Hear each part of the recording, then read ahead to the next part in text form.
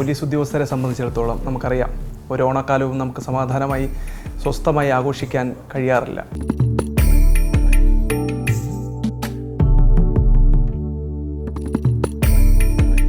ഇപ്പോഴൊക്കെ അതിനുള്ളൊരു അവസരം ഉണ്ടെന്ന് പറയാം. മുമ്പൊന്നും അതിന് ഒരിക്കലും സാധിച്ചിരുന്നില്ല.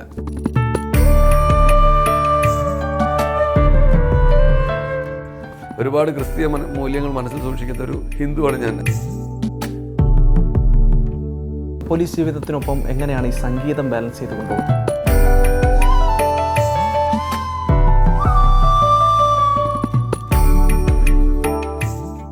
കോവിഡിന് കാലത്ത് വീണ്ടും അത് പുനരുജ്ജീവിച്ചു. പാട്ടറിയാവുന്ന പോലീസുകാരനെ ആൾക്കാർ കാണുന്നത് ഒരു മുരടനായ പോലീസുകാരനായിട്ടല്ല, മനുഷ്യത്വ ഉള്ളിൽ ഉള്ള ഒരു പോലീസുകാരനായിട്ടാണ് കാണുന്നത്.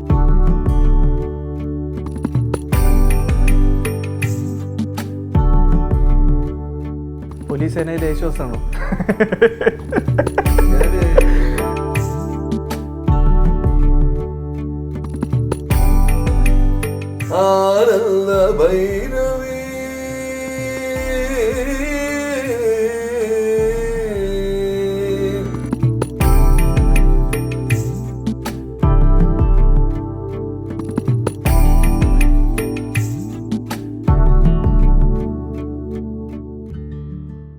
നമസ്കാരം, പ്രിയ പ്രേക്ഷകർക്ക് സി മലയാളം ന്യൂസിലേക്ക് സ്വാഗതം.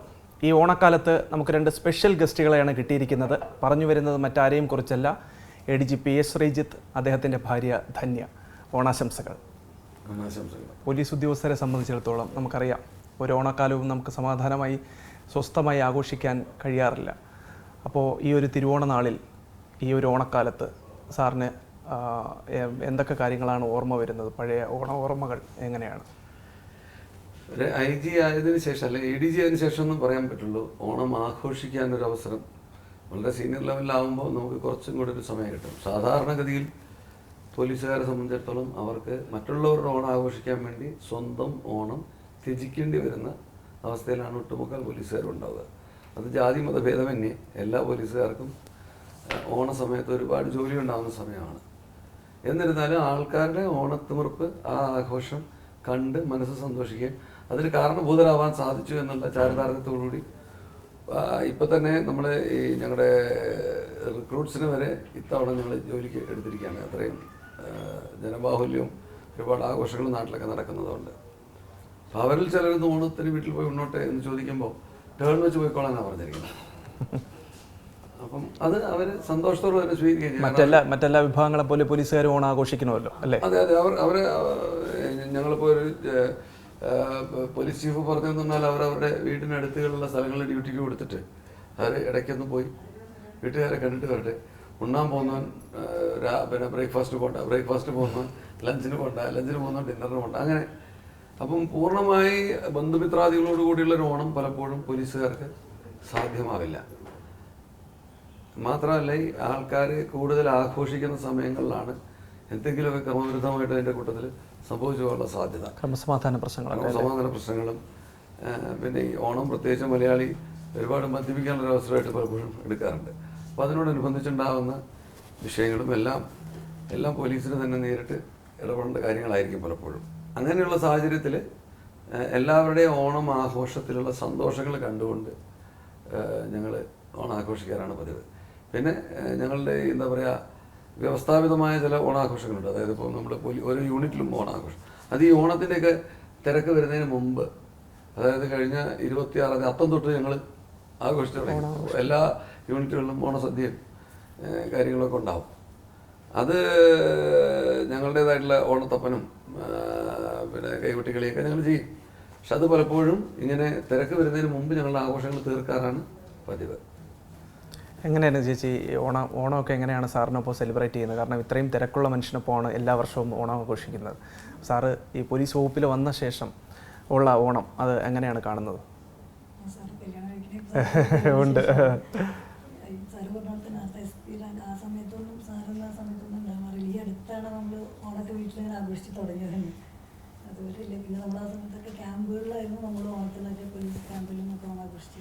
സാധാരണ ഫാമിലിക്കൊപ്പം തന്നെ ആയിരിക്കുമോ മിക്കവാറും ഒക്കെ ഓണാഘോഷം വരുന്നത്? അതോ അല്ല, തിരുവോണ നാളിലെങ്കിലും നമുക്ക് വീട്ടുകാർക്കൊപ്പം നിൽക്കാൻ കഴിയുമോ?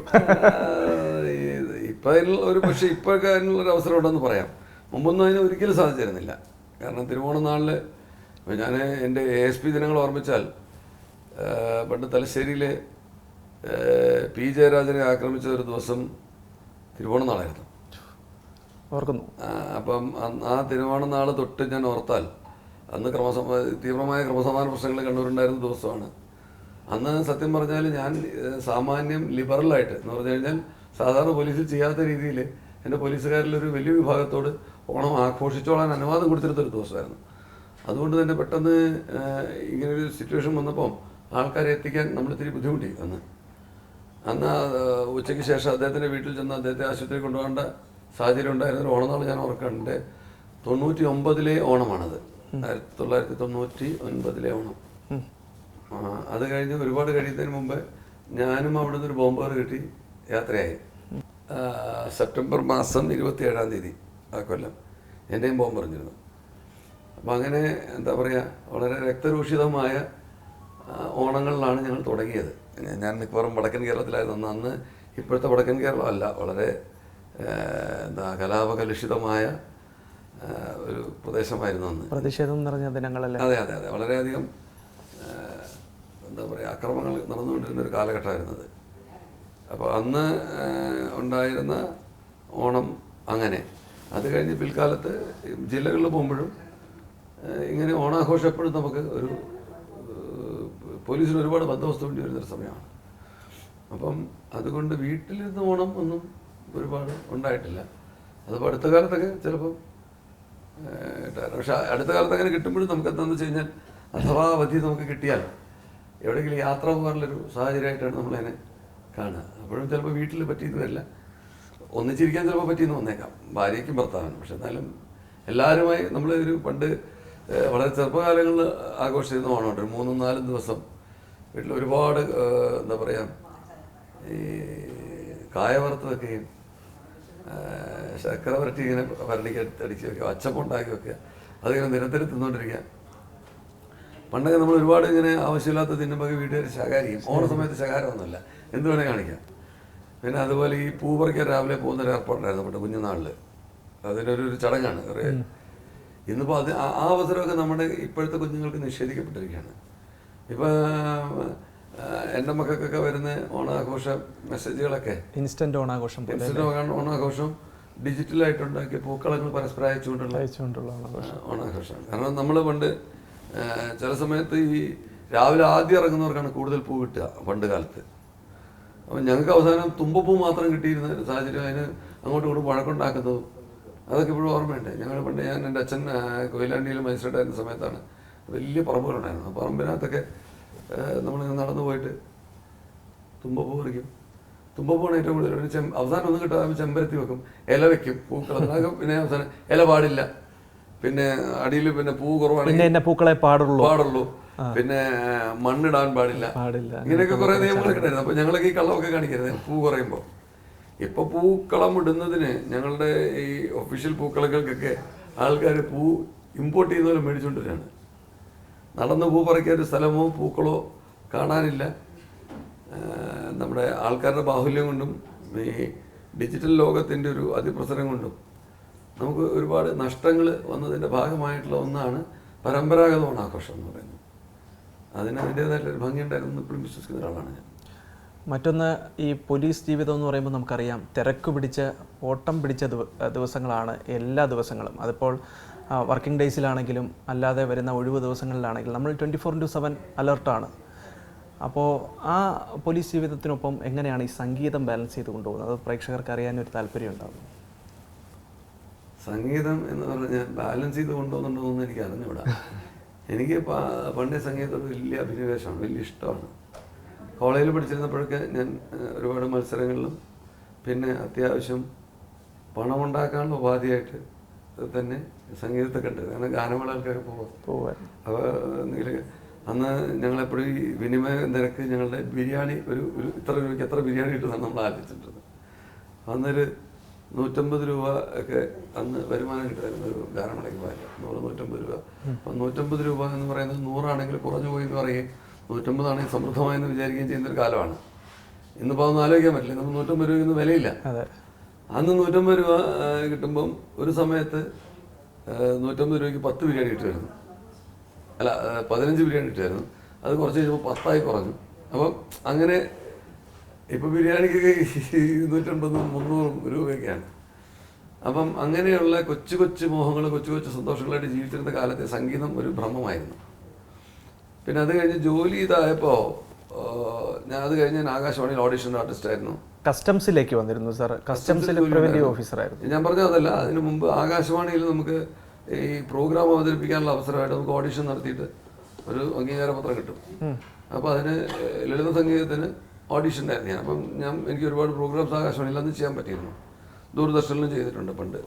അന്ന് ദൂരദർശൻ മാത്രമേ ഉള്ളൂ. അപ്പം അന്ന് ദൂരദർശനിൽ പാടാൻ പറ്റുക പറഞ്ഞാൽ ഭയങ്കര ഒരു സംഭവമാണ്. അതുപോലെ ഇവർ ഓഫ് സ്റ്റേജ് പെർഫോമൻസ് പിന്നെ ഓഫ് സ്റ്റുഡിയോ പെർഫോമൻസസ് ഉണ്ടാവും, സ്റ്റേജ് പെർഫോമൻസസ് ഉണ്ടാവും. ചിലപ്പോൾ ആകാശവാണി ദൂരദർശനം അവതരിപ്പിക്കുന്നതെന്നൊക്കെ പറഞ്ഞിട്ട് എന്നിട്ട് അതിൻ്റെ ടെലികാസ്റ്റൊക്കെ പോകും. അതിനൊക്കെ ചിലപ്പോൾ നമുക്ക് അവസരം കിട്ടും. അപ്പോൾ അവസരം കിട്ടുമ്പോൾ നമ്മൾ മറ്റുള്ളവരൊക്കെ ദൂരദർശനിൽ പാടിയ ആൾ എന്നുള്ള അങ്ങനെയൊക്കെയുള്ള അംഗീകാരങ്ങളിൽ ഒരുപാട് സന്തോഷിച്ചിരുന്നൊരു കാലം ഉണ്ടായിരുന്നു. അത് കഴിഞ്ഞ് സർവീസിൽ കയറി കഴിഞ്ഞപ്പോൾ എനിക്ക് മനസ്സിലായി ഇതിൻ്റെ ഒരു പ്രൊഫൈലേ വേറെയാണ്. ആൾക്കാരുടെ പൊതുവിവക്ഷയും പോലീസിനെ കുറിച്ചുള്ള ധാരണയും പോലീസിൽ നിന്നുള്ള പ്രതീക്ഷകളും വേറെയാണ്. ഒരു സൗകുമാര്യവും ജനങ്ങൾ പോലീസിൽ നിന്ന് പ്രതീക്ഷിക്കുന്നില്ല എന്നുള്ളൊരു വസ്തുതയാണ്. പക്ഷെ അതിൻ്റെ ഒരു ഫ്ലിപ്പ് സൈഡ് എന്താണെന്ന് വെച്ച് കഴിഞ്ഞാൽ ചെറിയ നന്മകൾക്ക് ഒരുപാട് വ്യാപ്തി കിട്ടും. നമ്മൾ ഓഫീസിൽ വന്ന ഒരാളോട് ഇരിക്കുമോ വെള്ളം വേണമെന്ന് ചോദിച്ചാൽ തന്നെ അദ്ദേഹത്തിൻ്റെ പകുതി ദുഃഖങ്ങൾ തീർന്നു. പലപ്പോഴും ചിലപ്പോൾ അദ്ദേഹത്തിൻ്റെ ദുഃഖങ്ങൾ നമുക്ക് തീർത്തു കൊടുക്കാൻ പറ്റുന്നതായിരിക്കില്ല. ചിലപ്പോൾ നിയമപരമായിരിക്കില്ല, അല്ലെങ്കിൽ നിയമപരമായ പരിഹാരം നമ്മളെ കൊണ്ട് മാത്രം നേടേണ്ടവയായിരിക്കില്ല. ഇനി വേറെ രീതിയിൽ പറഞ്ഞാൽ ഇന്ത്യയിൽ യഥാർത്ഥത്തിൽ ഒരു 18% മുതൽ 20%-25% കൂടുതൽ കൺവിക്ഷൻ റേറ്റ് വരുന്നില്ല എന്ന് പറഞ്ഞാൽ നമ്മളടുത്തൊരു 10 പെറ്റീഷൻ ഒരു ദിവസം വന്നാൽ, ഒരു 10 പെറ്റീഷൻ പോലീസ് സ്റ്റേഷനിൽ വന്നാൽ അതിൽ ഒരു 2 എണ്ണം മാത്രമേ ചിലപ്പോൾ FIR ഉള്ളൂ. 2 എണ്ണം ആവുമെന്ന് പറഞ്ഞാൽ കൂടുതലാണ്. അപ്പം 20% മാത്രമാണ് FIR ആവുന്നത്. ആ FIR ആവുന്നതിൽ കോടതിയിൽ കുറ്റപത്രം കൊടുക്കുന്നത് അതിൻ്റെ ഒരു 30-40% കേസുകൾക്കാണ്. ബാക്കിയുള്ളത് അന്വേഷിച്ച് കഴിയുമ്പം സത്യമല്ലാന്നോ അല്ലെങ്കിൽ കേസിന് കൃത്യമായ ഫോളോ അപ്പ് ഇല്ലാന്നോ പ്രതികളെ കിട്ടിയില്ല എന്നൊക്കെ പറഞ്ഞ് റെഫർ ചെയ്ത് കളയും. ആ വരുന്ന 40% ആണ് ഞാൻ പറഞ്ഞത് കൺവിക്ഷൻ വരുന്നത് 18-20% അപ്പോൾ ഒറിജിനലി ഒരു പെറ്റീഷനായി വരുന്ന വ്യക്തിക്ക് ഫൈനലി കിട്ടുന്ന നീതി എന്ന് പറയുന്നത് ഇത്രയേ ഉള്ളൂ. അതായത് 100-ന്റെ 20% FIR ആവുന്നു. ആ 20%-ന്റെ ഒരു 40% ചാർജ് ഷീറ്റ് ആവപ്പെടുന്നു. ആ ചാർജ് ഷീറ്റ് ആവുന്നതിൻ്റെ ഒരു 18-20% കൺവിക്ഷനിലെത്തുന്നത്. അപ്പം സത്യം പറഞ്ഞാൽ നമ്മളടുത്ത് എത്തുന്ന ഒരു പെറ്റീഷണർക്ക് കൊടുക്കാൻ പറ്റുന്ന ഏറ്റവും വലിയ നീതി എന്ന് പറയുന്നത് അദ്ദേഹത്തിൻ്റെ പ്രശ്നം വളരെ സമാധാനമായിട്ട് കേൾക്കുകയും അതിന് പരിഹാരം നമ്മളെ കൊണ്ടാവുന്ന എല്ലാം ചെയ്തു കൊടുക്കുകയും ചെയ്യുന്ന പ്രക്രിയയാണ്. അപ്പോൾ ആ പ്രോസസ്സ് കറക്റ്റ് ആവുക എന്ന് പറയുന്നത് തന്നെ വലിയൊരു കാര്യമായിട്ട് നാട്ടുകാർ കാണും. അപ്പോൾ ചെറിയ സൗകുമാര്യങ്ങൾക്ക്, ചെറിയ സന്തോഷങ്ങൾക്ക് വലിയ വില തിരിച്ചു തരികയും അതുപോലെ തന്നെ ചെറിയ തെറ്റുകൾ പർവ്വതീകരിക്കുകയും ചെയ്യുന്ന പോലീസിൻ്റെ തെറ്റുകൾ പർവ്വതീകരിക്കുകയും ചെയ്യുന്ന ഒരു സമൂഹത്തിലാണ് നമ്മൾ ജീവിക്കുന്നത്. ഇത് തിരിച്ചറിഞ്ഞുകൊണ്ട് തന്നെ നമ്മൾ മുമ്പ് സംഗീതത്തിന് വലിയ വില കൊടുത്തിട്ട് നമ്മൾ പാടിക്കൊണ്ടിരുന്ന ഒരു കാലം ഉണ്ടായിരുന്നു. ഞാൻ പോലീസ് 2003 വരെ ഞാൻ പോലീസിൽ ഞാൻ പാടുമായിരുന്നു. അപ്പം ഓർക്കസ്ട്ര ടീമിനൊപ്പം തന്നെ അല്ലേ? അല്ല, അന്ന് ഓർക്കസ്ട്ര ടീമിനൊപ്പം അപൂർവം പാടിയിട്ടുണ്ട്. അന്ന് ഓർക്കസ്ട്ര ടീം ഇപ്പോഴത്തെ പോലെ സജീവമായിരുന്നില്ല. കാരണം എന്താ വെച്ചാൽ അന്ന് ഓർക്കസ്ട്രയ്ക്ക് അന്ന് ഓർക്കസ്ട്രക്കാരുണ്ട് പരാതി പറയുന്നത് പറഞ്ഞിട്ടുണ്ട്. സാറേ നന്നായിട്ട് വയലിൻ വായിക്കുന്ന ഒരു ജോസഫ് ഉണ്ടായിരുന്നു, അദ്ദേഹം റിട്ടയർ ചെയ്ത് പോയി. ജോസഫിനോട് പറഞ്ഞതെന്ന് വെച്ചാൽ സാറേ ഒന്ന് സാധകം ചെയ്യാനുള്ള അവസരം ഇവിടെ കിട്ടുന്നില്ല പ്രാക്ടീസ് ചെയ്യാനായിട്ട്. അവിടെ എനിക്ക് രാവിലെ സെക്രട്ടറിയുടെ എനിക്ക് മാർച്ചുണ്ട്, രാവിലെ 7 മണിക്ക് ഉടമ്പ് നിൽക്കണമെന്ന് പറയുക. അപ്പം ഞങ്ങളെ അതിൽ നിന്നൊന്നും ഒഴിവാക്കണ്ടേ സാറേ, ഞങ്ങൾ ഇതിനു വേണ്ടിയിട്ട് ഞങ്ങളെ റിക്രൂട്ട് ചെയ്തതല്ലേ എന്ന് പറയുമ്പോൾ നമ്മൾ അന്നത്തെ അധികാരികളോട് പലപ്പോഴും അഭ്യർത്ഥിക്കുമ്പോൾ അന്ന് അവരൊക്കെ നമ്മളെക്കാൾ സീനിയേഴ്സാണ്. ഞാൻ SP ഒക്കെയാണ്, ജൂനിയർ SP. അപ്പോൾ അവരെന്ന് പറഞ്ഞത് നിങ്ങൾ പറയും നിങ്ങൾക്ക് പാട്ട് ലോ ആൻഡ് ഓർഡർ ആരും നോക്കും, അതല്ലേ നമുക്ക് പ്രാമുഖ്യം എന്ന് പറയുമ്പോൾ അതും ശരിയാണ്. അപ്പോൾ അങ്ങനെ ഇരിക്കുക 2003 എനിക്കൊരു അനുഭവം ഉണ്ടായത്. ഞാൻ സിംഫണിയിൽ പാടി, കൈരളിയിൽ സിംഫണി എന്ന് പറഞ്ഞ അതിൽ പാടിയപ്പം 2 എപ്പിസോഡായിട്ട് പുറത്തു വന്നു. വലിയ മെച്ചമുള്ള പാട്ടാന്ന് എനിക്ക് അഭിപ്രായം ഉണ്ടായിരുന്നില്ല, പക്ഷെ എന്നാലും പാടി. അപ്പോൾ അത് കഴിഞ്ഞാണ് പിന്നെ എന്തെങ്കിലും പ്രശ്നം ക്രമസമാധാനമായിട്ട് ബന്ധപ്പെട്ട് ജില്ലയിലുണ്ടാവുകയാണെങ്കിൽ ഞാൻ കേട്ടിരുന്നൊരു പ്രശ്നം അദ്ദേഹത്തിന് ഇതൊക്കെ അന്വേഷിക്കാൻ എവിടെയാണ് നേരം, പാട്ട് പാടാനല്ലേ നേരമുള്ളൂ. അങ്ങനെ ഒരു രീതിയായി. അപ്പം ഞാൻ വിചാരിച്ചു ദൈവം ഇനി ഞാൻ ഈ പാടിയിട്ടിട്ട് തലവേദന വേണ്ട. അന്ന് ഞാൻ പാട്ട് നിർത്തി, പിന്നെ പാടിയിട്ടില്ല. 17 വർഷത്തോളം പിന്നെ സംഗീതമായിട്ട് പൊതു വേദികളിൽ പാടാറില്ല, മറ്റുള്ളവർ പാടാറില്ല എന്നായി. അപ്പോൾ ഒരു കലാകാരനെ സംബന്ധിച്ചുള്ള ഏറ്റവും വലിയ വെല്ലുവിളി അവൻ്റെ ജീവസത്ത എന്ന് പറയണത് അംഗീകാരമോ വിമർശനമാണ്. ഒരു പാട്ട് പാടുമ്പോൾ ഒന്നുകിൽ ഒരാൾ കൊള്ളാമെന്ന് പറയും, അല്ലെങ്കിൽ കൊള്ളൂല എന്ന് പറയും. ഈ പാട്ട് ഇങ്ങനെ രീതി കുറച്ചുകൂടെ നന്നാക്കി പാടാമായിരുന്നെന്ന് പറയും.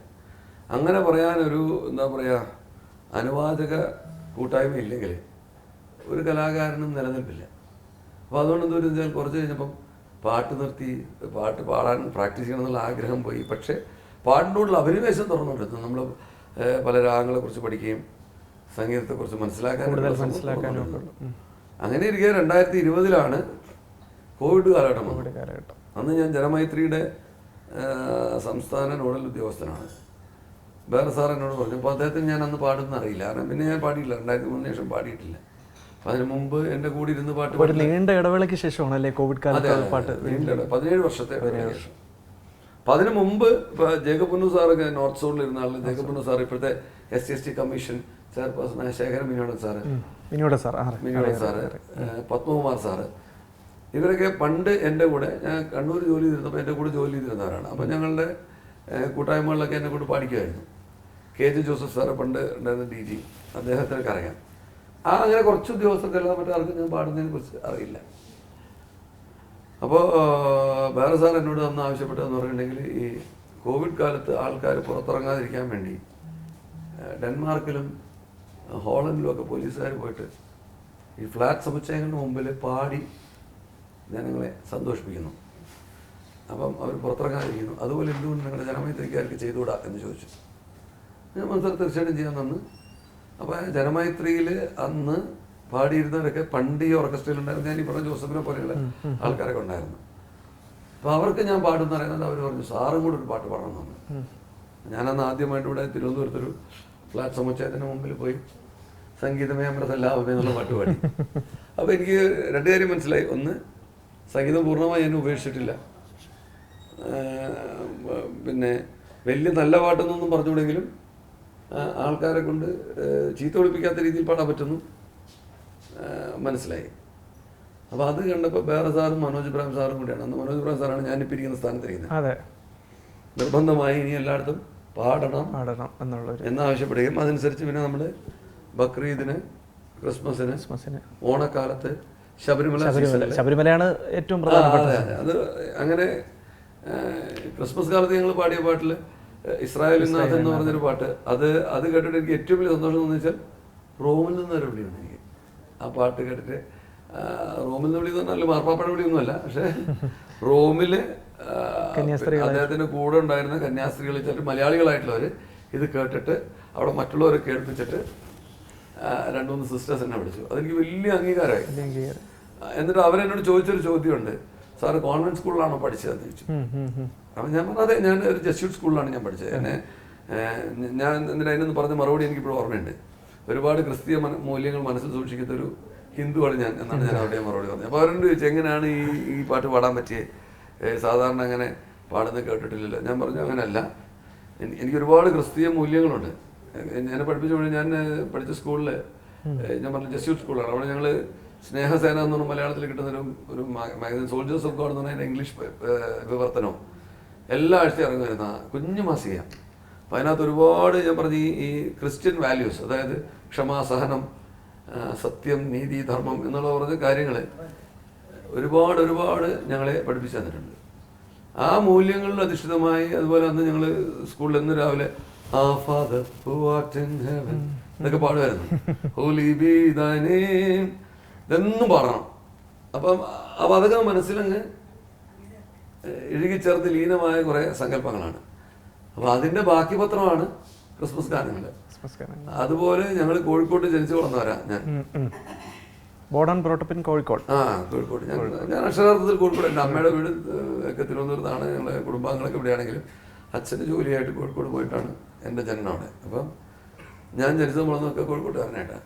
അപ്പോൾ കോഴിക്കോട് നമ്മൾ പണ്ട് ജീവിക്കുമ്പോൾ ഉള്ള ഈ നോമ്പ് കാലം മുസ്ലിങ്ങളുടെ നോമ്പ് കാലത്ത് എന്നുള്ള ഇഫ്താർ സംഗമവും ഇഫ്താർ സംഗമം ഒക്കെ ഇപ്പോഴാണ്. പഴയ കാലത്ത് അതൊന്നുമില്ല. പഴയ കാലത്ത് നമുക്ക് ഏത് വീട്ടിലും ചെന്ന് നോമ്പ് കുറിക്കാം. കോഴിക്കോട് ഏത് വീട്ടിലും ചെന്ന് നോമ്പ് കുറിക്കാം. അപ്പൊ ചില വീട്ടിൽ നിന്ന് ചോദിക്കും മോനെ നോമ്പ് എടുത്താന്ന് ചോദിക്കും. നമ്മൾ കള്ളം പറയും നോമ്പെടുത്തു. അപ്പൊ നമ്മൾ പാല് മുഴുവൻ ഭക്ഷണം കഴിച്ചിട്ടുണ്ടാവും. അപ്പൊ ചിലപ്പോ അവരുടെ മക്കള് നമ്മളോട് പഠിക്കുന്നവർ പറയും ഉമ്മ അവൻ കള്ളത്തരം പറയാണ്, ഞാൻ പറയും ഇല്ലുമ്മ ഞാൻ നോമ്പാണെന്ന് പറയും. പിന്നെ ഉമ്മ പിന്നെ എന്താ പറയാ ഒരു മത്സരത്തിൽ നിൽക്കാതെ എന്തായാലും കഴിച്ചിട്ട് ആകെ ഒരു ചോദ്യം ചോദിക്കുള്ളൂ. അപ്പൊ എന്റെ അമ്മ എല്ലാവർക്കും പേടിയാണ്. വെച്ചാൽ അമ്മ ടീച്ചറാണ്. സുബ്രഹ്മണ്യ ടീച്ചർ വടി എടുക്കുമ്പോൾ വീട്ടിൽ പോയി തിന്നാഞ്ഞാലും നിൽക്കും. ഞാൻ പറഞ്ഞു ഉമ്മ പേടിക്കണ വീട്ടിൽ പോയി തിന്നു പറയും. അങ്ങനെ ഇൻഫോർമൽ ആയിട്ടൊരു നോമ്പ് തുറയുടെ ഒരു സംസ്കാരം കോഴിക്കോടുണ്ടായിരുന്നു മുമ്പ്. ഈ ഇഫ്താർ ഇപ്പം അഭിജിത്തിനോട് ചോദിച്ചാൽ തന്നെ ഇഫ്താർ സംഗമം എന്നാണ്. ഞങ്ങൾക്ക് ഇഫ്താർ സംഗമങ്ങളെ ഉണ്ടായിരുന്നില്ല അന്നത്തെ കാലത്ത്. ഞങ്ങൾ കേട്ടിട്ടുള്ളത് ഈ ഇഫ്താർ സംഗമം അതാണ് നിങ്ങളുടെ തലമുറ. ഇപ്പൊ എല്ലാം എന്താന്ന് വെച്ചാൽ ഓർഗനൈസ്ഡ് ആയിട്ടുള്ള ഇഫ്താറുകളേ ഉള്ളൂ. ഇന്ന സംഘടന, ഇന്ന ഡിപ്പാർട്ട്മെന്റ്, അല്ലെങ്കിൽ ഇന്ന പിന്നെ കൂട്ടായ്മ, ഇവരുടെയൊക്കെ ഇഫ്താർ സംഗമങ്ങളാണ് ഇപ്പോൾ ഉള്ളത്. പണ്ട് അങ്ങനെയല്ല. പണ്ട് നോമ്പ് തുറ എന്ന് പറഞ്ഞാൽ വളരെ ഇൻഫോർമലായിട്ട് ആർക്ക് വേണ്ട. കോഴിക്കോട് ഞങ്ങളുടെ അന്നത്തെ ഒരു രീതി എന്ന് പറഞ്ഞു കഴിഞ്ഞാൽ ഏത് ഹോട്ടലുകളിൽ വൈകുന്നേരം പോയാലും തരിക്കഞ്ഞി കാരക്കയും ഫ്രീ ആണ്, പൈസ വേണ്ട. തരിക്കഞ്ഞി കാരക്കയും ഫ്രീ ആണ്. ആ തരി എന്ന് പറഞ്ഞാൽ നല്ല നേരത്തെ നല്ല റവ ഉണ്ടാക്കുന്ന നല്ല തരിക്കഞ്ഞി. ഇന്നതൊക്കെ മിസ് ചെയ്യുന്നുണ്ടായിരിക്കും അല്ലേ? 100%. ഇന്നിപ്പോ അത് കിട്ടാനില്ല. അങ്ങനെ നമ്മൾ എന്ത് കഴിഞ്ഞാലേ നമ്മൾ ഇന്ന് ഒരു തവണ മേടിക്കും, അപ്പോൾ ഒരു തരും. രണ്ടാമത് ചോദിക്കും, അപ്പോഴും ഒരു തരും. മൂന്നാമത് ചോദിക്കും, അപ്പൊ അവര് പറയും മോനെ ഇത് നോമ്പ് തുറക്കാനുള്ളതാണ്, ഭക്ഷണമല്ല എന്ന് പറയും. അപ്പൊ എന്നാലും അവര് വളരെ ആ സാഹോദര്യം, ആ ഒരു എന്താ പറയാ ഇൻഫോർമൽ ആയിട്ടുള്ള സാധനം എവിടെയോ നമ്മൾക്ക് കൈമോശം വന്നിട്ടുണ്ടെന്ന് വിശ്വസിക്കുന്നത്. അതിൽ എനിക്ക് വളരെ കുണ്ഠിതമുണ്ട്. അത് തിരിച്ചു കൊണ്ടുവരണമെന്നാണ് എൻ്റെ അഭിപ്രായം. നമ്മളങ്ങനെ വളരെ ഇൻഫോർമലായിട്ട് എവിടെയും കയറി പോവുക. പിന്നെ അതിൽ മാത്രമല്ല അവർ സമയത്ത് പെരുന്നാൾ സമയത്ത് പള്ളിയിൽ അവർ പിന്നെ ഈ അറക്കും എന്ന് വെച്ചാൽ ഈ ഭക്ഷണത്തിന് വേണ്ടിയിട്ട് അവർ എന്താ ബലി കൊടുത്ത് അറക്കുന്ന രീതിയിൽ അറക്കുന്ന ഒരു രീതിയിൽ അതിൻ്റെ പങ്ക് ഞങ്ങളുടെയൊക്കെ വീട്ടിൽ കിട്ടുമായിരുന്നു. ഞങ്ങളുടെയൊക്കെ വീട്ടിൽ കിട്ടുമായിരുന്നു. അപ്പം ഞങ്ങളുടെ വീട്ടിൽ അമ്മ ഔദ്യോഗികമായിട്ട് ആ സമയത്ത് ആ കാലത്ത് ബീഫ് വീട്ടിനകത്ത് പ്രിപ്പയർ ചെയ്യാൻ സമ്മതിക്കുമായിരുന്നു. ഞങ്ങൾ വീട്ടിലേക്ക് പറമ്പിൽ വെച്ചിട്ട് ഉണ്ടാക്കിയിട്ട് വീട്ടിനകത്തുകൊണ്ട് കഴിക്കും. അങ്ങനെയൊക്കെ. അപ്പൊ അതൊക്കെ ഒരു ഭയങ്കര ഒരു രസകരമായ കൂട്ടായ്മയും സാഹോദര്യമായിരുന്നു. അത് എവിടെയോ ഈ കാലത്തിനിടയില് ഇപ്പം അഭിജിത്തിനോട് ചോദിച്ച് ഇഫ്താർ സംഗമം എന്നുള്ള വാക്കുകൾ ഇതെല്ലാം ഉണ്ട്.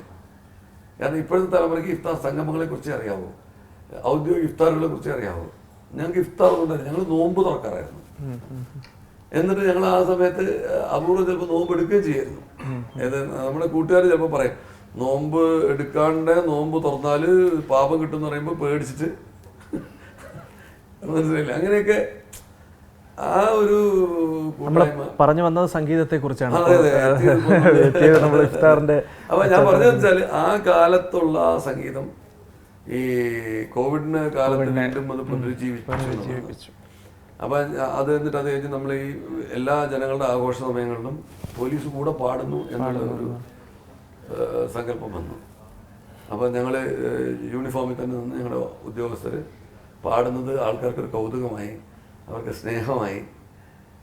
പിന്നെ പലപ്പോഴും ഒരു പാട്ടറിയാവുന്ന പോലീസുകാരനെ ആൾക്കാർ കാണുന്നത് ഒരു മുരടനായ പോലീസുകാരനായിട്ടല്ല, ഒരു സ്നേഹമുള്ള മനുഷ്യ അതെ മനുഷ്യത്വ ഉള്ളിൽ ഉള്ള ഒരു പോലീസുകാരനായിട്ടാണ് കാണുന്നത്. പലപ്പോഴും ഈ കർക്കശമൊക്കെ കാണിക്കുമെങ്കിലും അത് സ്നേഹത്തിൽ പൊതിഞ്ഞ കർക്കശം തന്നെ ആയിരിക്കും അല്ലേ ഈ നമുക്ക് ഈ നീതി ആളുകൾക്കുമായില്ലാതെ. ഞാൻ ചോദിക്കട്ടെ, നമ്മുടെ നാട്ടില് ഒരു കുടുംബത്തിൽ ശരാശരി 4 പേരുണ്ടെന്ന് കരുതുക. ആ 4 പേരുള്ളവരെ മാനേജ് ചെയ്യാൻ പറ്റാതെ ഇഷ്ടപ്പെടുന്ന മാതാപിതാക്കളെയാണെന്ന് ഒരുപാട് കാണുന്നത്. അച്ഛനും അമ്മയും 2 മക്കളും ആണെങ്കിൽ ആ 2 മക്കൾ പറഞ്ഞാൽ കേൾക്കുന്നില്ല, അവർ ഞാൻ പറയുന്ന അനുസരിക്കുന്നില്ല.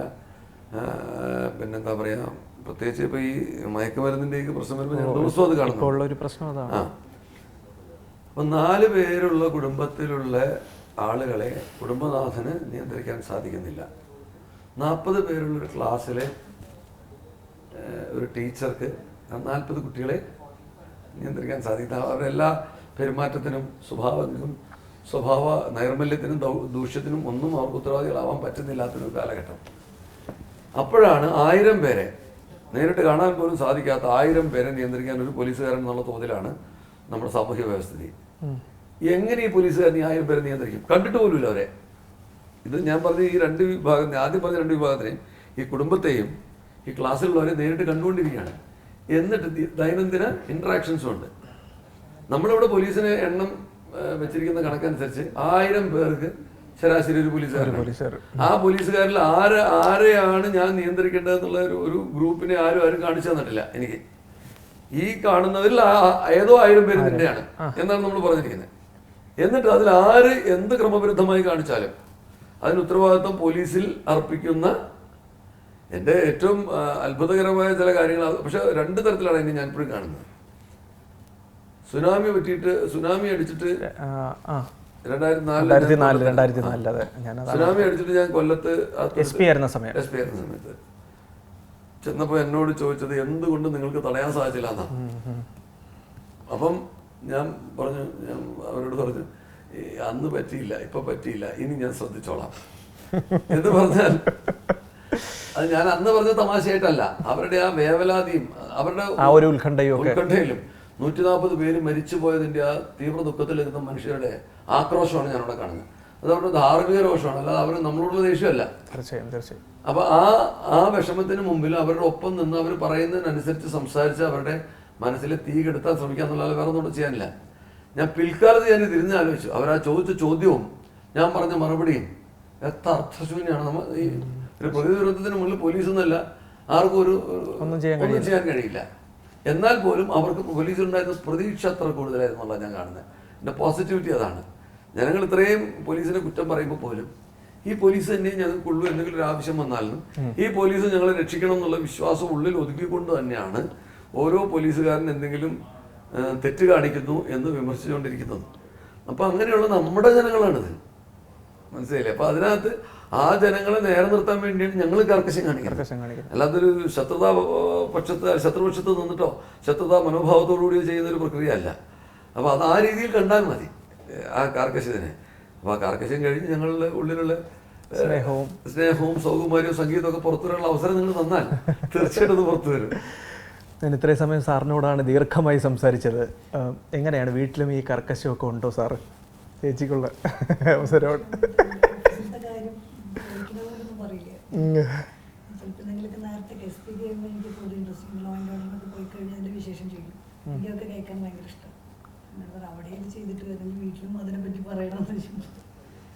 ഈ പുറത്ത് സാധാരണ ഈ പൊതുവേദികളിലൊക്കെ സാർ പാട്ടൊക്കെ പാടാറുണ്ട്. അപ്പോൾ വീട്ടിലും അങ്ങനെ പാട്ട് പാടുന്ന ഒരു പ്രവണതയൊക്കെ ഉണ്ടോ?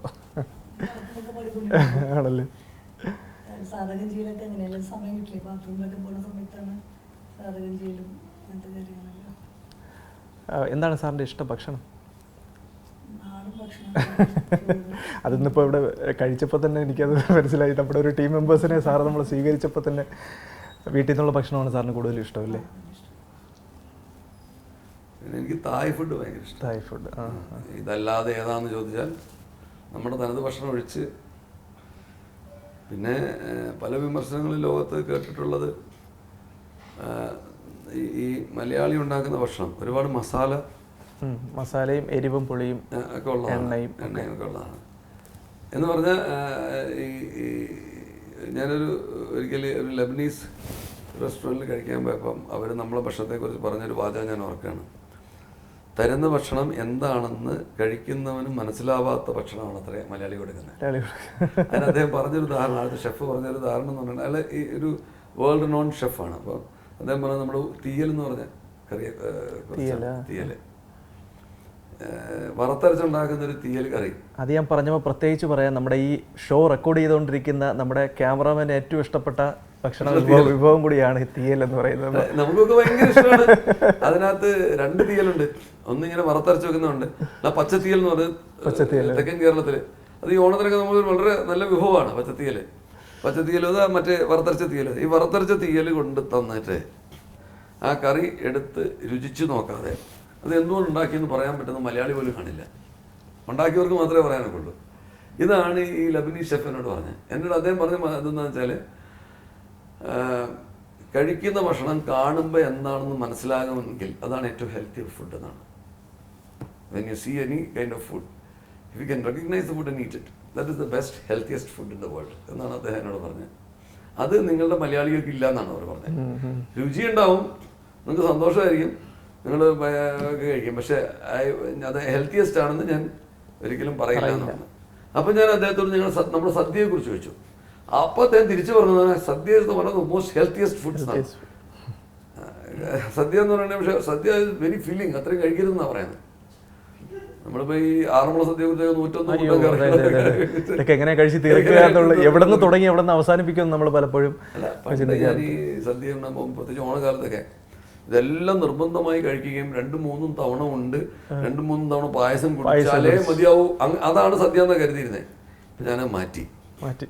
വളരെ കുറച്ച് ചോറുണ്ടാൽ മതി. കാരണം ഈ ചോറ് ആദ്യം നമ്മൾ 3 തവണ ചോറിട്ടിട്ട് ആദ്യം എന്താ പരിപ്പിനെ വിശദമായി പിടുത്തം പിടിക്കും.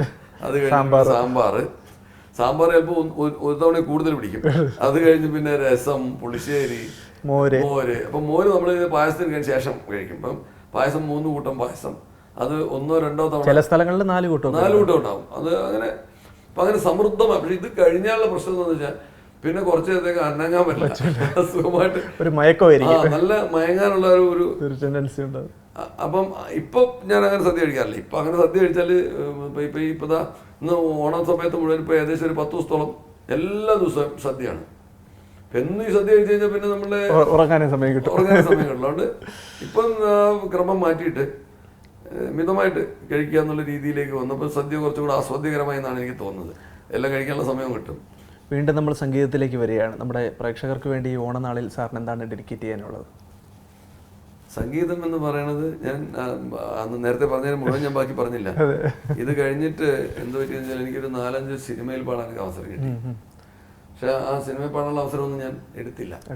അതിന് റെസ്പോണ്ട് ചെയ്തില്ല. എൻ്റെ റീസൺ എന്തായിരുന്നു വെച്ചാൽ എൻ്റെ പാട്ടിനെ കുറിച്ച്, എനിക്ക് സംഗീതത്തിനെ കുറിച്ച് എനിക്ക് ഭയങ്കര താല്പര്യവും സ്നേഹവും ഒക്കെ ഉണ്ടെങ്കിലും എൻ്റെ പാട്ട് വലിയ നല്ല പാട്ടാന്നുള്ള അഭിപ്രായമൊന്നും എനിക്ക് അന്ന് വലിയൊന്നുമില്ല. ഒരുവിധം നന്നായിട്ട് പാടും എന്നുള്ളതിൽ കവിഞ്ഞ് ഒരു എക്സംപ്ലറി പാട്ടെന്ന് പറയാനെന്നുള്ള പാട്ടൊന്നും എനിക്ക് തോന്നിയിട്ടില്ല. പോലീസ് സേനയിലെ യേശുദാസാണോ? ഞാൻ എന്താ പറയാ, എന്നോട് ഇങ്ങനെയുള്ള ചോദ്യം യേശുദാസിനെ കുറിച്ചൊന്നല്ല, അല്ല അദ്ദേഹത്തിനെ കുറിച്ചൊന്നല്ല, പിന്നെ പല സിനിമകളിലും കാണുന്ന ആൾക്കാരാണോ എന്ന് ചോദിക്കാറുണ്ട്.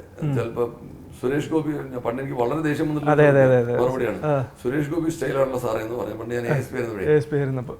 അപ്പം ഈ ചോദിക്കുന്നവർക്ക് അറിഞ്ഞൂടാത്തൊരു കാര്യം എന്താണെന്ന് വെച്ച് കഴിഞ്ഞാൽ ഇവർക്കൊക്കെ നല്ല വരുമാനം കിട്ടി അവരത് മാത്രം ചെയ്യുന്നവരാണ്.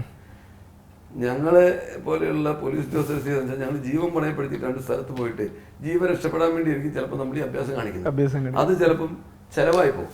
ഞാൻ ഈ ചോദ്യം ആദ്യം കേട്ടതെന്ന് പറഞ്ഞിട്ടുണ്ടെങ്കിൽ കുന്നംകുളത്ത് ഞാൻ ASP ട്രെയിൻ, ഞാനതൊരു വീഡിയോ കണ്ടിരുന്നു. അതെ.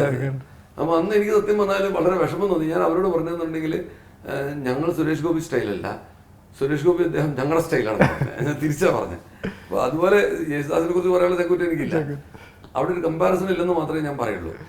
അദ്ദേഹത്തിൻ്റെ സ്റ്റൈലാണ്. അദ്ദേഹം വലിയ മനുഷ്യനാണ്, വലിയ സംഗീതജ്ഞനാണ്, സംഗീതത്തിനോട് ജീവിതം ഒഴിഞ്ഞു വെച്ചുള്ള ഒരാളാണ്. ഞാൻ അങ്ങനെയൊന്നും അല്ലല്ലോ. ഞാനീ പിന്നെ എന്താ പറയുക, സംഗീതത്തോടുള്ള തീവ്രമായ ആഗ്രഹം കൊണ്ട്, നേരത്തെ ഞാൻ പറഞ്ഞതിൻ്റെ ബാക്കി പറയാം.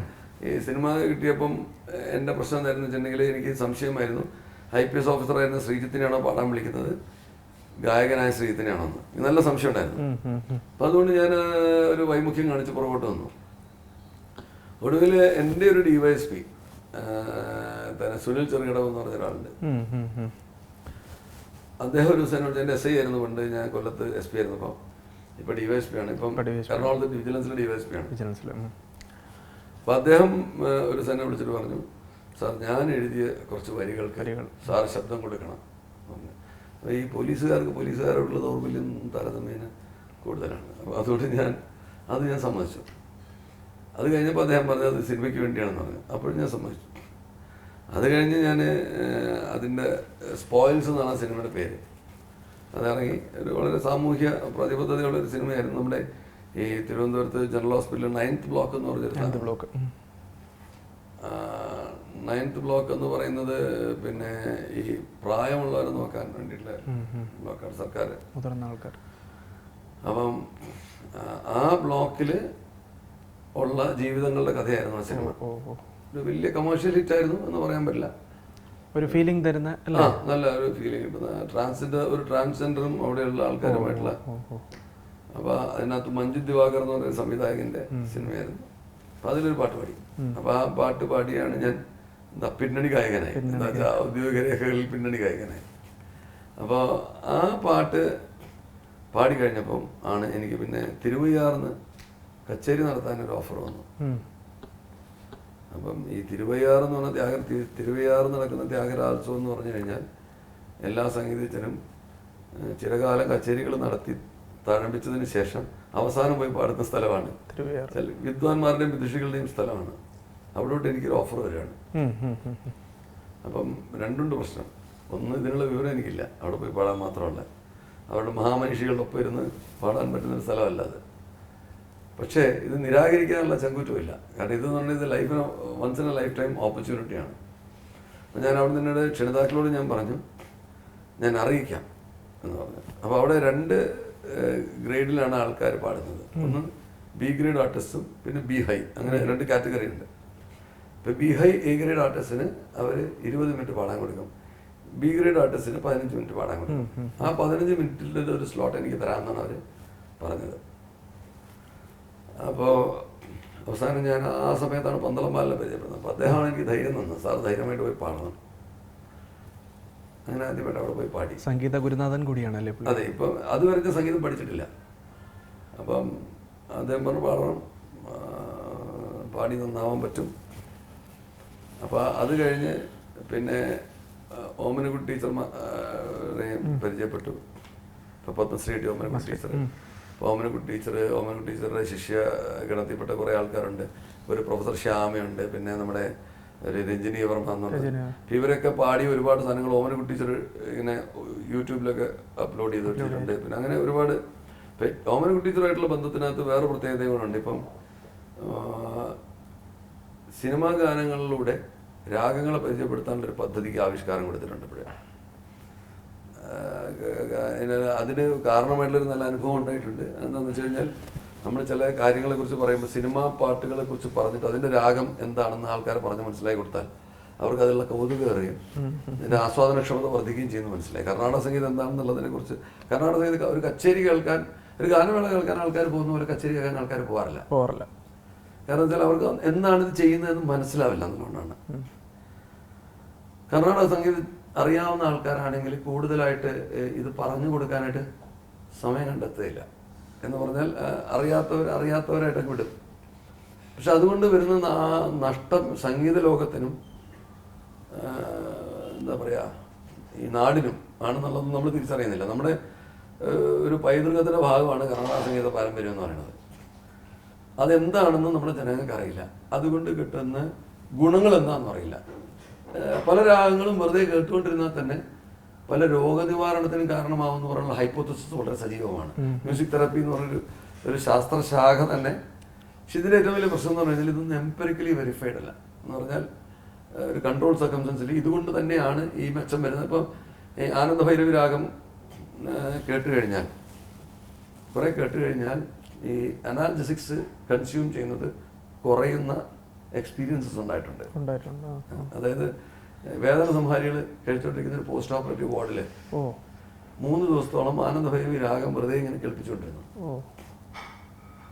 അപ്പം അങ്ങനെ കേട്ടിരുന്ന ആളുകളിൽ സംഗീതം അറിയാവുന്നവരുണ്ട്, അത്യാവശ്യം പാടുന്നവരുണ്ട്, സിനിമാ പാട്ടുകൾ മാത്രം ആസ്വദിക്കുന്ന ഒരു ഭൂരിഭാഗം ആൾക്കാരുണ്ട്. അപ്പോൾ ഒരു 40-45 പേരുണ്ടായിരുന്നു അവർ. സംഗീതം കേട്ട അലോസരം തോന്നുന്നവർ വരെയുണ്ട് ആ കൂട്ടത്തിലുണ്ട്.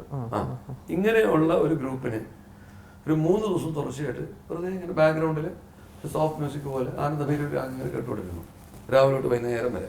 ചിലർക്ക് വിരോധമില്ലാന്ന് പറഞ്ഞപ്പോൾ രാത്രിയും വെച്ചുകൊടുത്തിരുന്നു. അങ്ങനെ വെച്ചിരുന്നവർക്ക് 3 ദിവസത്തെ കഴിഞ്ഞ് കഴിഞ്ഞപ്പം അവർ കൺസ്യൂം ചെയ്തിരുന്ന വേദന സംഹാരികളുടെ തോത് 50% കുറഞ്ഞു. ഒരു പരീക്ഷണമായിട്ട് ചില ഡോക്ടേഴ്സും നടത്തിയതാണ്. പക്ഷേ ഇത് എന്താ പറയുക, ഇതിൽ വിമർശകർക്ക് വേണമെങ്കിൽ പറയാം അത് മറ്റു കാരണങ്ങളുണ്ട് ആവാം. ചിലപ്പോൾ ഇദ്ദേഹത്തിൻ്റെ ശരീരത്തിന് ഓൾറെഡി കൊടുത്ത മരുന്നുകൾ കൊണ്ട് വന്നിട്ടുള്ള കപ്പാസിറ്റി ആകാം അറിഞ്ഞുകൂടാ. പക്ഷെ എന്തായാലും ഇത് വെറുതെ പരീക്ഷ നോക്കണം, നഷ്ടമൊന്നുമില്ല. ഇപ്പം പണ്ട് അക്ബറിന് ഉറങ്ങാൻ പറ്റാഞ്ഞിട്ട് താൻസൺ ഒരു രാഗം ഉണ്ടാക്കി കൊടുത്തത്. അതിൻ്റെ പേരാണ് ഭാഗ്യശ്രീ. ഭാഗ്യശ്രീ ഭാഗ്യശ്രീ എന്നതിൻ്റെ പേര്. അപ്പോൾ ഭാഗ്യശ്രീ രാഗം കേട്ട് കഴിഞ്ഞാൽ എല്ലാവർക്കും ഉറങ്ങാൻ പറ്റും. മോഹനരാഗം കേട്ടാൽ നമ്മുടെ സ്ട്രെസ് പറയും. ഗാനമൂർത്തി എന്ന് പറഞ്ഞ രാഗം കേട്ട് കഴിഞ്ഞാൽ ഡയബറ്റീസ് പറയും എന്നൊക്കെ പറഞ്ഞ വിവക്ഷകളുണ്ട്.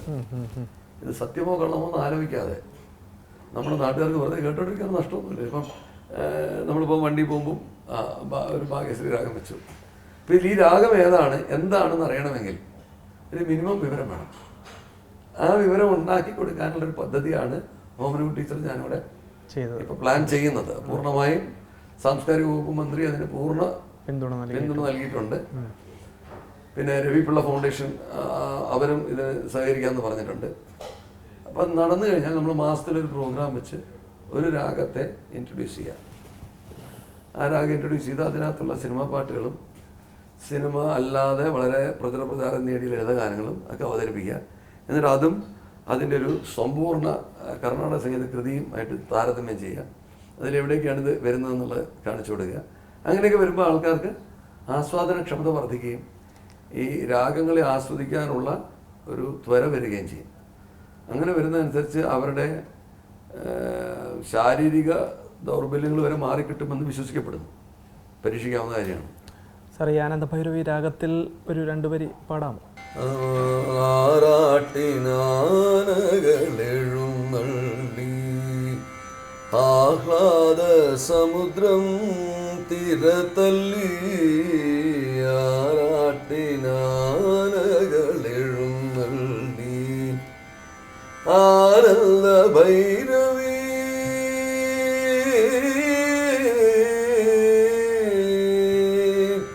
ആനന്ദ ഭൈരവി രാഗത്തിൻ മേളത്തിൽ അമ്പല തുളസികൾ തുമ്പി തുള്ളി ആറാട്ടിനാനകളെഴുന്നള്ളി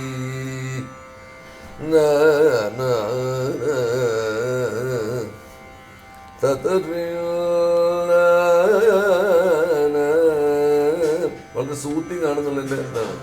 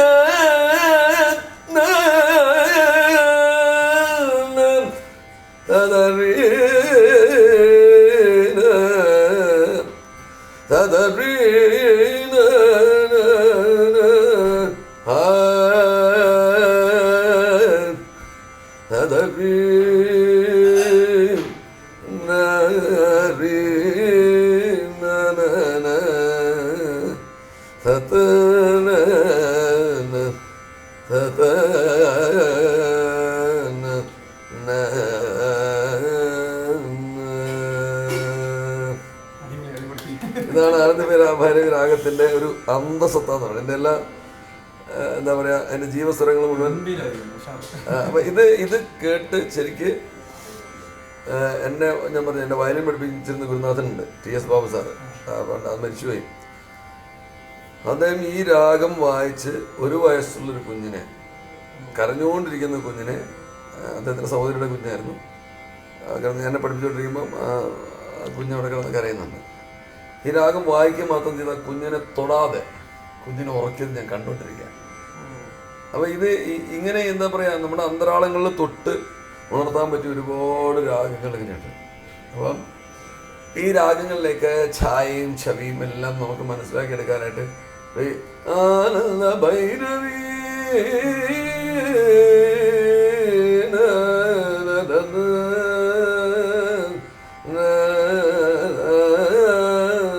ഇതാണ് അതിൻ്റെ ഒരു ഭാവം എന്ന് പറയുന്നത്.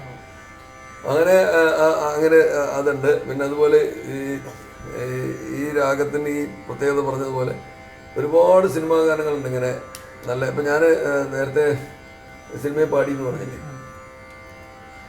എനിക്ക് എൻ്റെ ജീവിതത്തിൽ കിട്ടിയിട്ടുള്ള ഏറ്റവും വലിയ അംഗീകാരം, അത് കഴിഞ്ഞിരിക്കുന്ന ഒരു 2 അവാർഡൊക്കെ കിട്ടി. എന്താ നവാഗത ഗായകൻ എന്നൊക്കെ പറഞ്ഞപ്പോൾ നവാഗത ഗായകൻ എന്നൊക്കെ കിട്ടും വളരെ ചെറുപ്പക്കാരനായ 15 വയസ്സുള്ള പയ്യനെന്നൊക്കെ തോന്നും. പക്ഷേ അങ്ങനെ ആദ്യമായിട്ട് പാടുന്നതിന് ആരോ തന്ന അവാർഡാണ്. ക്രിട്ടിക്സ് ഫിലിം ക്രിട്ടിക്സിൻ്റെ തരുന്നതാണ് കിട്ടി. അപ്പോൾ അതിനേക്കാളൊക്കെ വലിയ അംഗീകാരം എനിക്ക് കിട്ടിയതെന്ന് വെച്ചാൽ അന്നുണ്ടായൊരു സംഭവമാണ്. ഞാൻ പലർക്കും പറഞ്ഞിട്ടുണ്ട് മുമ്പ്, ഞാൻ ഇവിടെ വീണ്ടും പറയാം. അന്ന് പിന്നെ അതിന് സംഗീത സംവിധാനം ചെയ്ത ഒരു സംഗീത സംവിധായകനുണ്ട്. അപ്പം അദ്ദേഹത്തിനോട് ആരോ പറഞ്ഞ്, ഇപ്പം ആരോ അല്ല, എൻ്റെ DYSP പറഞ്ഞു, എഴുതിയ ആൾ പറഞ്ഞു പാടാനുണ്ട് നമ്മുടെ കർക്കശക്കാരനും കണ്ടാൽ രാജാനുഭവം കവിത്വം അടുത്തൂടെ പോയിട്ടൊന്നും കണ്ടാൽ തോന്നില്ല. പക്ഷെ നല്ല കവിയാണ്, നല്ല. ഞാൻ ആ സിനിമ പാടിയ പാട്ടിനകത്ത് അയാൾ എഴുതിയിരിക്കുന്ന വരികൾ എനിക്ക് ഭയങ്കര അത്ഭുതം തോന്നില്ല. അഴിഞ്ഞു വീണതു മലസമൊഴിഞ്ഞതും അകന്നു പോവാൻ പതുങ്ങി നിന്നതും പറഞ്ഞെങ്കിൽ നല്ല നല്ല വരികൾ, നല്ല വരികൾ. അപ്പോൾ അത് അയാൾ എഴുതി. അപ്പോൾ അയാൾ ഈ സംഗീത സംവിധായകനോട് പറഞ്ഞു, എൻ്റെ ADGP സാർ വരും, അദ്ദേഹമാണ് പാടുന്നത്. അപ്പോൾ ആ പാവപ്പെട്ട ശിബു എന്നാണ് അവൻ്റെ പേര്, ആ സംഗീത സംവിധായകൻ, മലപ്പുറത്ത് തന്നെ. അപ്പോൾ അയാൾ എന്ത് പറയാനാ, DYSP പറയല്ലേ, സഹിച്ചു. അത് കഴിഞ്ഞിട്ടൊരു 2 മണിക്കാണ് റെക്കോർഡിങ് വെച്ചിരിക്കുന്നത്. എനിക്ക് കൃത്യം 2 മണിക്ക് എത്താൻ പറ്റില്ല. ഞാൻ 2:40 എത്തി. 2 മണിക്ക് അലഞ്ഞു തിരിഞ്ഞ് ഓടി ഒക്കെ ചെന്ന് കയറുമ്പോൾ നമുക്ക് ഈ വെയിലൊക്കെ ഒരുപാട് കൊണ്ടുവരുമ്പോൾ നമ്മുടെ ശബ്ദമൊക്കെ അടഞ്ഞിരിക്കും. അപ്പോൾ അയാൾ ഈ പാട്ട് പാടിയിട്ട് പാട്ടിൻ്റെ ഇതൊക്കെ തന്നു കഴിഞ്ഞിട്ട്, അപ്പോൾ എനിക്ക് ആദ്യം പാടിയിട്ട് ശരിയാവുന്നില്ല എന്ന് വെച്ചാൽ ശബ്ദം പൊങ്ങുന്നില്ല. അപ്പോൾ ഞാൻ ആ കൺസോളിൽ അങ്ങനെ ഇരിക്കുമ്പോൾ ഞാൻ അങ്ങേരോട് പറഞ്ഞ് കുറച്ച് പാടിക്കഴിഞ്ഞാൽ ശരിയാവുന്നു. അപ്പോൾ അദ്ദേഹത്തിൻ്റെ മുഖം എനിക്ക് ഓർമ്മയുണ്ട്. അതായത് എന്ത് ചെയ്യാനാ, എന്തെങ്കിലും കാണിക്കുന്നൊരു ഭാവം.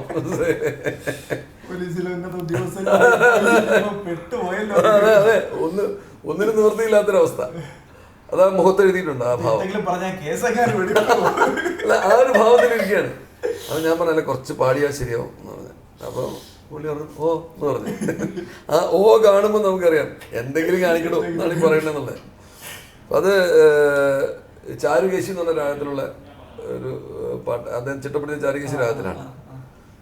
അപ്പം ഞാൻ പക്ഷെ കുറച്ച് കഴിഞ്ഞ് പാടിയപ്പം എൻ്റെ ശബ്ദം പിക്കപ്പ് ചെയ്ത് റെഡിയായി. ഒരു 6 ടേക്ക് 6 പ്രാവശ്യം കഷ്ണമായിട്ട് പാടി അത് റെഡിയായി.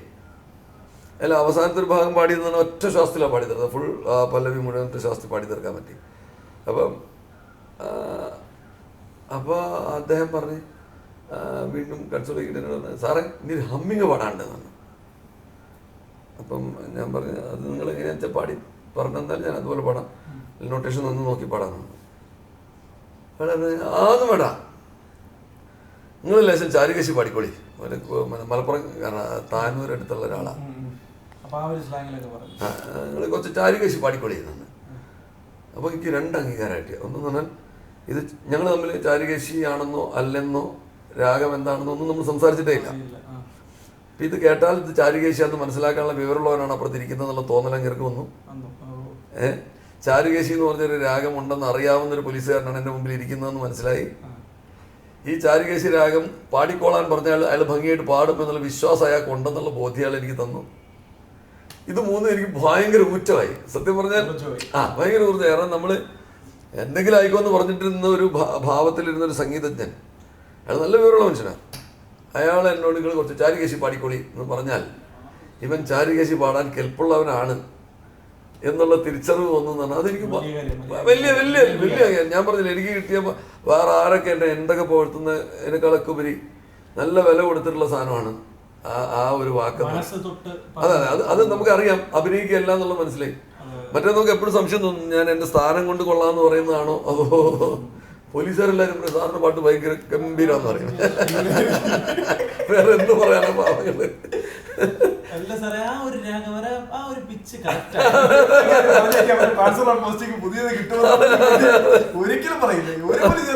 അതുകൊണ്ട് പക്ഷെ ഇത് ജനുവിനാന്ന് എനിക്ക് മനസ്സിലായി. അപ്പം ഞാൻ അയാളോട് പറഞ്ഞു അത് എവിടെയാ പാടേണ്ടത്, നിങ്ങൾ പാടിക്കൊള്ളി എന്ന് പറഞ്ഞു.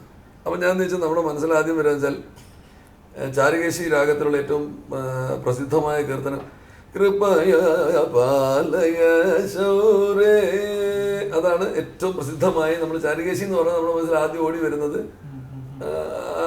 ആ പാട്ടാണ്. അപ്പം ഞാൻ ചോദിച്ചാൽ എന്ന് പറഞ്ഞിട്ട് തുടങ്ങി. അപ്പോൾ ഒരു മിനിറ്റ് സാറേ നിങ്ങൾ മുകളിൽ പാടിക്കൊള്ളി പറഞ്ഞു.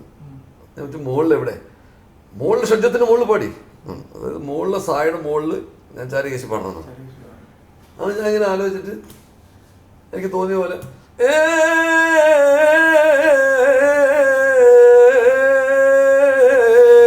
ഇങ്ങനെ പാടി.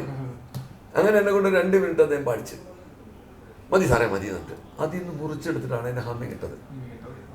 എന്ന് പറഞ്ഞാൽ അത് എൻ്റെ മനോധർമ്മമാണെന്നർത്ഥം. അത് കഴിഞ്ഞിട്ട് അതും കൂടി പാടി കഴിഞ്ഞ് കഴിഞ്ഞപ്പം അതൊറ്റ ടേക്ക്. അപ്പം എനിക്ക് തോന്നിയത് പാടി അദ്ദേഹം റെക്കോർഡ് ചെയ്തു. അത് കഴിഞ്ഞ് ഞാൻ പുറത്തിറങ്ങിയപ്പോഴേ ഈ സ്ഥാനമാനോ റാങ്കോ ഒന്നും നോക്കാതെ അയാൾ വന്ന് എന്നെ കെട്ടിപ്പിടിച്ച്. എന്തൊരു അതൊരു ഭയങ്കര ഫീല്. അയാൾ വന്ന് എന്നെ കെട്ടിപ്പിടിച്ചു പറഞ്ഞു ഞാൻ ബേജാറായി പോയിന് സാറേ. എന്തിനാ നിങ്ങൾ ബേജാറായത്? അല്ല നിങ്ങൾ പാടിയില്ലേ ഞാൻ എന്താക്കിയിരുന്നു? ഭയങ്കര ഒരു വാലിഡ് ചോദ്യമല്ലേ.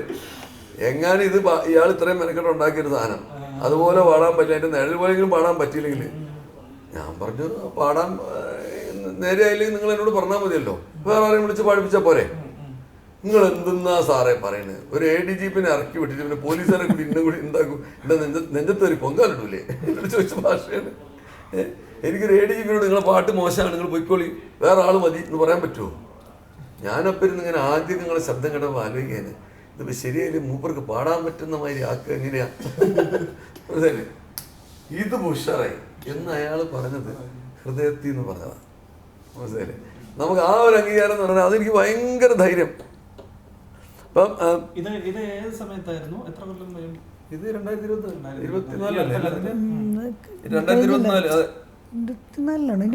2024 ഇപ്പൊ കഴിഞ്ഞല്ലേ ഉള്ളൂ.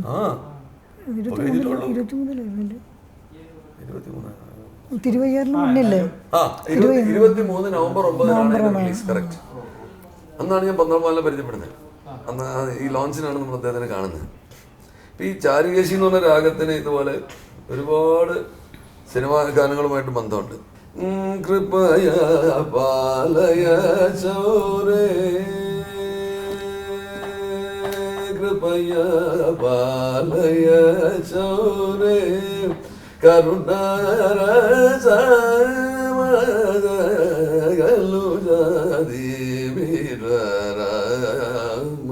ഇതാണ് ചാരുകേശിലെ ഒരു പ്രധാനപ്പെട്ട കീർത്തനം.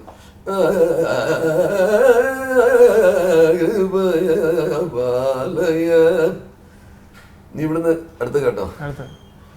കലേ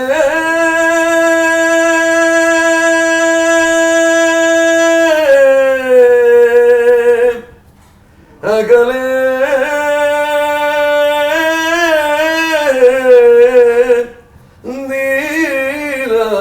നീലാകാശം ചാരുകേശിയാണ്. അകലേ അകലേ നീലാകാശം അലതല്ലും മേഘതീർത്ഥം അരികിലെന്റെ ഹൃദയാകാശം അരതല്ലും രാഗതീർത്ഥം അകലേ അകലേ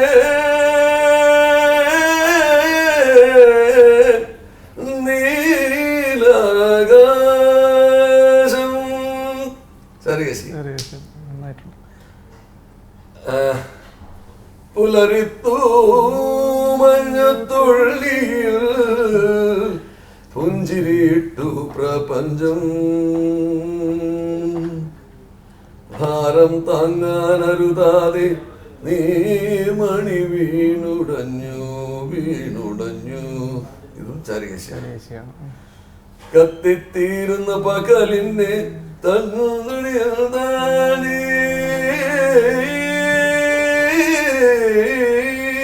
ഇതാണ് ചാരുകേശിയുടെ ജീവൻ. ദുഃഖസ്മൃതികളിൽ നിന്നല്ലോ പുലരി പിറക്കുന്നു വീണ്ടും, പുലരി പിറക്കുന്നു വീണ്ടും. ചെറിയ ചുംബനപ്പൂ കൊണ്ടു മൂടി എൻ്റെ തമ്പുരാട്ടി നിന്നെ ഉണർത്താം. ഉറക്കാൻ, സോറി, ഉറക്കാൻ. അമ്മ തന്നുമ്മയാം കണ്ണുനീർ. എന്റെ അമ്മ തന്നുമ്മയാം കണ്ണുനീരനുരാഗത്തെ ചൊല്ലി ഞാനൂട്ടാം, തേനൊന്നു ചൊല്ലി ഞാനും. ചെറിയ ഇനി കൃഷ്ണകൃപാസാഗരം, കൃഷ്ണകൃപാസാഗരം, ഗുരുവായൂർ പൂരം ജനിമോക്ഷകരം, ഗുരുവായൂർ പൂരം ജനിമോക്ഷകരം, കൃഷ്ണകൃപാസാഗരം, കൃഷ്ണകൃപാസാഗരം. ഇപ്പൊ നോക്ക്, ചാരുകേശി എന്താന്നുള്ളതിന് കുറച്ചും കൂടി ധാരണാഭിജിതനായി, നന്നായിട്ടായി. ഒട്ടുമിക്ക സിനിമാ പാട്ടുകളും ഒക്കെ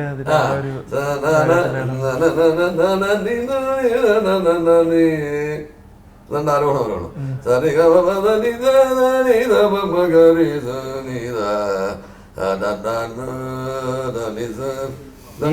ഈ രാഗവും പാട്ടും ഒക്കെ എങ്ങനെയുണ്ട്? അടുത്ത ചോദ്യം മേഡത്തോട്. എനിക്ക് പാട്ട് ഭയങ്കര ഇഷ്ടമാണ്, പാടില്ല എന്നേ ഉള്ളൂ, പാട്ട് ഭയങ്കര ഇഷ്ടമാണ്. സാറ് പാടുന്ന പാട്ടുകളൊക്കെ അങ്ങനെ ആ ഒരു വൈബില്, ആ ഒരു രാഗത്തില്, ആ ഒരു താളത്തിലൊക്കെ ആസ്വദിക്കും.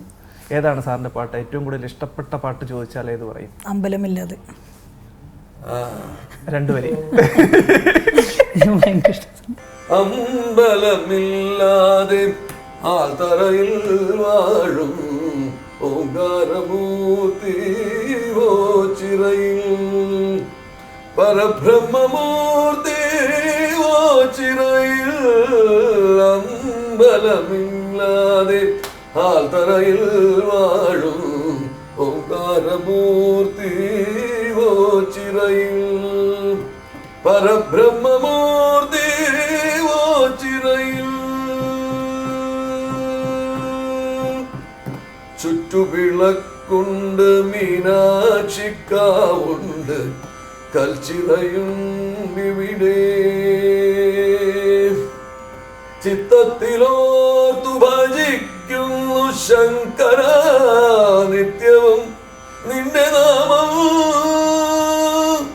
അമ്പലമില്ലാതെ ആൽത്തറയിൽ വാഴും ഓംകാരമൂർത്തി ചിറയിൽ, പരബ്രഹ്മമൂർത്തി ചിറയിൽ, മുടന്തനും കുരുടനും ഉമയും ഈ വിധ ദുഃഖിതരായവരും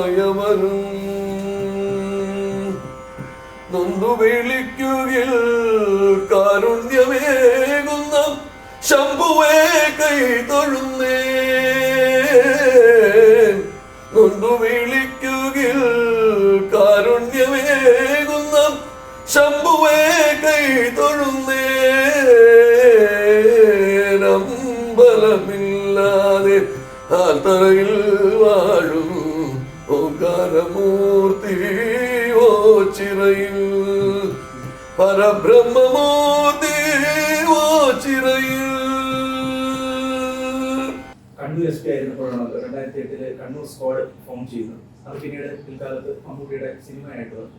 എങ്ങനെയാണ് സാറിന്റെ ആ ഒരു പോലീസ് ജീവിതവും അതിനുശേഷമുള്ള കണ്ണൂർ സ്ക്വാഡ് പിന്നീട് ഈ സിനിമയും കാണുന്നത്? തടിയല്ലൂടെ നസീറിന്റെ തീവ്രവാദ കേസിലെ പ്രതികളെ പിടിക്കാൻ വേണ്ടിയിട്ടുണ്ടാക്കിയ സ്ക്വാഡാണ്. അതിന് പേര് കണ്ണൂർ സ്ക്വാഡൊന്നും ആയിരുന്നില്ല.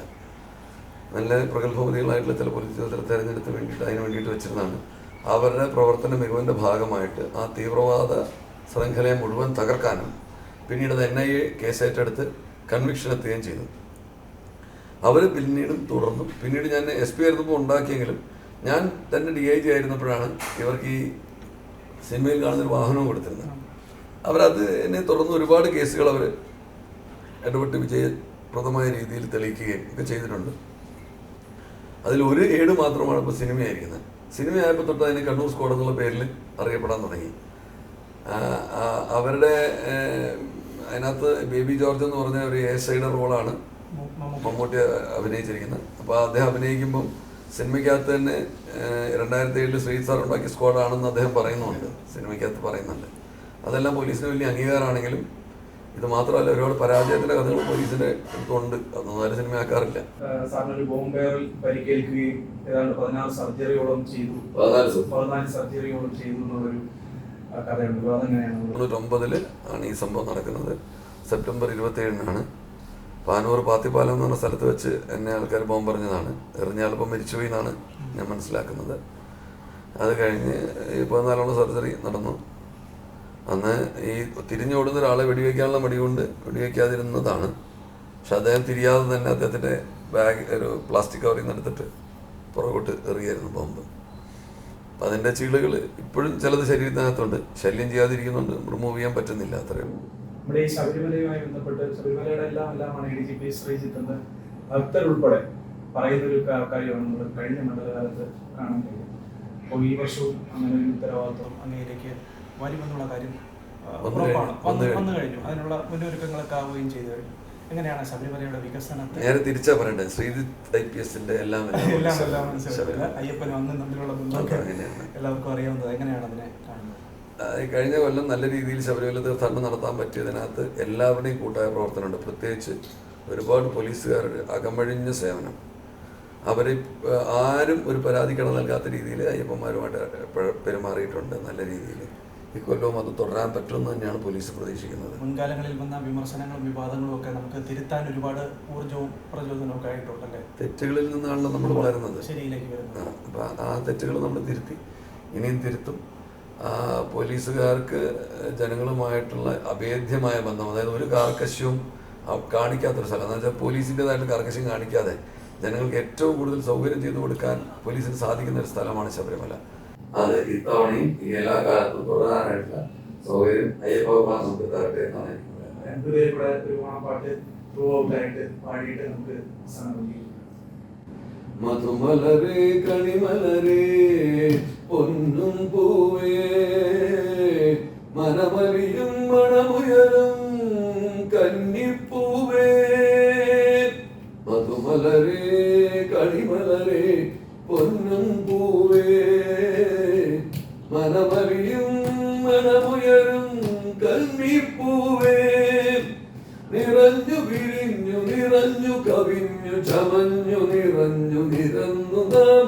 നിറഞ്ഞു വിരിഞ്ഞു നിറഞ്ഞു കവിഞ്ഞു ചമഞ്ഞു നിറഞ്ഞു നിരന്നു നാം. കളിച്ചു ചിരിച്ചു മധു കൊതിച്ചു കഴിച്ചു രസമുദിച്ചു ചിരിച്ചു മലരണിയുകയായി. കളിച്ചു ചിരിച്ചു മധു കൊതിച്ചു കഴിച്ചു രസമുദിച്ചു ചിരിച്ചു മലരണിയുകയായി. മധുമലരേ കണിമലരേ പൊന്നും പൂവേ വനമലിയും മണമുയരും കന്നിപ്പൂവേ. കന്നിപ്പൂവേ കന്നിപ്പൂവേ കന്നിപ്പൂവേ.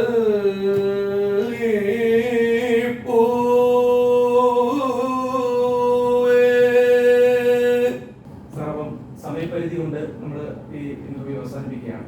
മനസ്സുകൊണ്ട് ഇത്രയും ഈ അടുത്ത നാളൊക്കെ പല രാഷ്ട്രീയ നേതാക്കളെയും സാംസ്കാരിക പ്രവർത്തകരെയും അല്ലെങ്കിൽ അങ്ങനെയുള്ള വിശിഷ്ട വ്യക്തികളെയൊക്കെ ഇന്റർവ്യൂ ചെയ്തതിൽ ഒരു നമ്മളങ്ങനെ ലയിച്ച് സാറിനൊപ്പം ഫാമിലിക്കൊപ്പം ഇരുന്ന നിമിഷങ്ങളാണ്. പ്രേക്ഷകർക്കും അങ്ങനെ തന്നെ സംഭവിച്ചിട്ടുണ്ടാകും എന്നുള്ളത് തന്നെയാണ് മനസ്സിൽ കരുതുകയും ചെയ്യുന്നത്. സീമലയാളം ന്യൂസിന്റെ എല്ലാ വിധത്തിലുള്ള ആശംസകളും വീണ്ടും നൽകുകയാണ്.